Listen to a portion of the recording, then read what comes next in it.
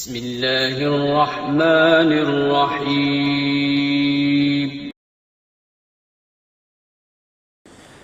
جمعے کے دن مرنے والے شخص کو لوگ کہتے ہیں اسے قبر میں حساب نہیں ہوتا۔ بھائی سب سے پہلے اعمال ہیں، یہ سب چیزیں فضائل میں آتی ہیں کہ جمعے کے دن مرنے کی فضیلت ہے بس، باقی یہ نہیں کہ وہ چوری بھی کی، زنا بھی کیا اور ماں باپ کو بھی ستاتا رہا تو صرف جمعے کو مرنے سے سب کچھ صاف ہو جائے گا، ایسا قرآن و سنت سے ہمیں پتہ نہیں چلتا۔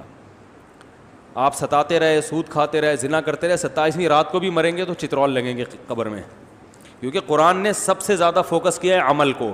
اگر صرف جمعہ ہفتے سے کام چل جاتا تو یہ پیغمبروں نے جو اتنی تکلیفیں اٹھائی ہیں یہ نہ اٹھاتے، بس پیغمبر دنیا سے یہ کہہ کے چلے جاتے تمام حضرات کوشش کریں جمعے کو مریں وہ بس۔ یتیموں کے حقوق اور یتیم کا مال جو کھاتے ہیں آگ کے انگارے کھا رہے ہیں، اور زنا پر جو سزائیں رجم کی اور کوڑے لگنے کی اور آگ کی وعیدیں اور ماں باپ کو ستانے والے کی بخشش نہیں ہوگی، وہ عورت جو شوہر کی ناشکری ہو، یہ سب ختم ہو جاتی نا۔ جیسے حدیث میں آتا نا کلونجی میں ہر بیماری کی شفا ہے، تو اس کا یہ مطلب نہیں ہے کہ اب ڈاکٹر کے پاس جانے کی ضرورت ہی نہیں ہے۔ سنا مکھی میں ہر بیماری کی شفا ہے، تو اب کرونا میں بس سنا مکھیاں کھلا کھلا کے باقی ساری ویکسین جو تیار ہو رہی ہے یہ جو دنیا، یہ سب یہ تو نبی نے نہیں ایسے کیا۔ اگر حدیث کا یہ مطلب ہوتا تو صحابہ کرام ہر گھر میں کلونجی رکھ لیتے، اور جب اسلامی حکومتیں قائم ہوئیں تو جو میڈیکل کالج کھلے ہیں اس زمانے میں وہ سارے آگ لگا کے بند کر دیتے، نہ کوئی حکیم ہوتا نہ ڈاکٹر ہوتا، بھائی ہر بیماری کے لیے کیا ہے؟ کلونجی۔ جیسے وہ ایک حکیم صاحب تھے، ہر ایک کو کیڑوں کی دوا دیتے تھے، وہ جو بھی آتا نا حکیم صاحب، بھائی کیڑوں کی دوا، پیٹ میں درد ہے کیڑوں کی دوا، سنا یہ ہے؟ سنا بھائی آپ نے؟ آپ کو مزہ نہیں آئے گا، پھر جس نے نہیں سنا اس کو اس میں مزہ آئے گا۔ ہر ایک کو کیا دے رہے ہیں؟ کیڑوں کی دوا۔ ایک دن ایک آدمی درخت پہ چڑھا، نیچے گر گیا، ہڈی ٹوٹ گئی، حکیم صاحب کے پاس لے کر حکیم صاحب نے کیڑوں کی دوا دی۔ لوگ کہنے یار اس کا کیڑوں سے کیا تعلق ہے، ہڈی ٹوٹی ہے۔ حکیم صاحب نے کہا کیڑا تھا تبھی تو چڑھا تھا درخت پہ۔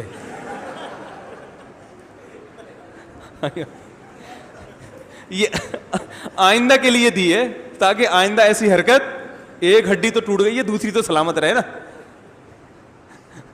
صحیح ہے نا؟ تو ہمارے ہاں بھی لوگ کیا کر رہے ہیں، ہر چیز میں بھائی کلونجی، ہر چیز میں بس سنا مکھی دے دو، بس شہد دے دو۔ حدیث کا یہ مطلب نہیں ہے، حدیث کا مطلب ہے کلونجی میں شفا ہے، کیسے ہے، کتنی مقدار میں کھانی ہے، کس وقت کھانی ہے، کس نے کھانی ہے، یہ تفصیل تو میڈیکل سائنس بتائے گی۔ حدیث میں ایک اشارہ دے دیا بھائی اس میں دوائیت کا عنصر ہے بس۔ آپ نے کیا کیا کہ جو کورونا کا مریض ہے سنا مکھی کھلا کھلا کے اس کو جلاب لگا کے اس کی جو امیون سسٹم ہے اور کمزور کر دیا اس کو۔ جیسے شہد کا مریض آیا، آپ نے کہا شہد میں قرآن میں آتا ہے شفا ہے، آپ نے پوری بوتل اس کو پلا دی، وہ مر گیا۔ وہ کیا ہوا؟ مر گیا۔ تو مرے گا نا شہد۔ جب آپ شوگر کے مریض کو شہد پلاؤ گے تو شوگر کا لیول کیا ہو جائے گا؟ ہائی۔ اور اب وہ مر گیا تو لوگ آپ کو پکڑ رہے ہیں، بھائی تو شوگر تھی پہلے، تو نے اس کو شوگر اور بڑھا دی، آپ کے قرآن میں آتا ہے شہد میں شفا ہے، تم قرآن کا انکار کر رہے ہو، تم دائرہ اسلام سے خارج ہو، یہ دلیل صحیح ہوگی؟ اس کو یہ کہا جائے گا قرآن میں اللہ نے اشارہ دے دیا کہ اس میں شفا ہے۔ شوگر کے مریض کو کیسے شفا ملے گی، اس کے طریقے الگ ہیں، اور بہت سے طریقے تو بھی دریافت ہی نہیں ہوئے نا۔ شوگر کے مریض کو ایسے تھوڑی کوئی ممکن ہے کسی دوا میں کھلا کے ملاؤ، اور یہ بھی ممکن ہے کہ شوگر کے مریض کی شفا کا مطلب یہ ہو کہ جو چینی سے بچ کے شہد کھائے گا تو شوگر کی بیماری کا حملہ کا خطرہ کم ہو جائے گا اس پہ، یہ بھی مطلب ہو سکتا ہے۔ تو 10 مطلب نکل سکتے ہیں، آپ نے ہر ایک کو وہی کل ایک ڈاکٹر اتنے پریشان، انہوں نے کہا یار لوگ اس طرح کی حدیثیں سن کے کورونا وائرس میں احتیاطی نہیں کر رہے، بس وہ سنا مکھی اور چیلنج ہو رہے ہیں کہ جو صبح سنا مکھی کھلا دو شام تک ٹھیک نہ ہوا تو 1 کروڑ روپے دوں گا۔ میں نے کہا جا کے فوراً 1 کروڑ روپے نکالو ان سے۔ تو صحابہ کے دور میں بھی حکیم ہوا کرتے تھے، میڈیکل سائنس نے ترقی کی ہے، تو اللہ کے نبی نے اشارہ دے دیا ہے کہ اس سے فائدہ ہوگا، کس کو ہوگا، کس وقت ہوگا، کتنا ہوگا، یہ تفصیل ہمیں نہیں بتائی۔ ہمارا ایمان ہے اللہ کے نبی پر کہ کلونجی میں ہر بیماری سے اللہ نے شفا رکھی ہے، کیسے رکھی ہے میڈیکل سائنس بتائے گی آپ کو، صحیح ہے نا؟ یہ مولانا صاحب نہیں بتائیں گے آپ کو، یہ کون بتائے گا؟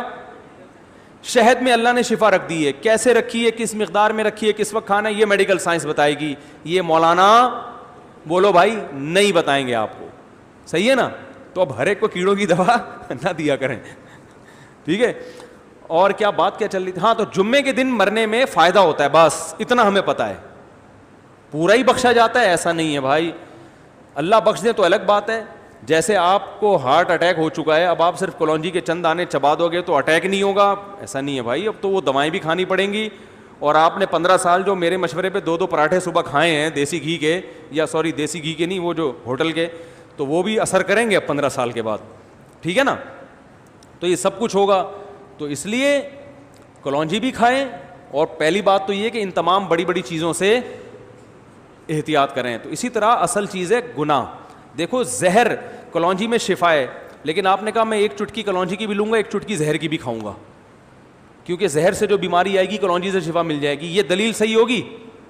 تو اسی طرح بھائی کلونجی میں شفا ہے بشرطے کہ زہر سے بچے, نقصان دہ چیزیں نہ کھائے, پھر شفا ہے.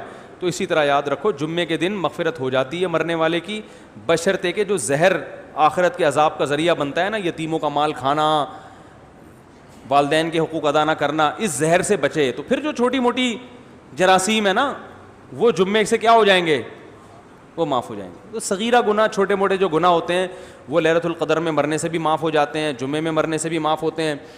جمعے میں مرنے سے تھوڑے والے جراثیم, لیلۃ القدر میں تھوڑے اور اسٹرانگ جراثیم مر جاتے ہیں. لیکن یہ جو آپ جائیدادیں کھا کے بیٹھے ہوئے ہو بہنوں کی وراثت کے, حج فرض ہوا وہ نہیں ادا کیا آپ نے, ماں باپ کو ستایا, یہ اتنے بڑے بڑے جراثیم ہیں, یہ لیلۃ القدر کا اسپرے ان پہ کام بولو بھائی نہیں کرتا.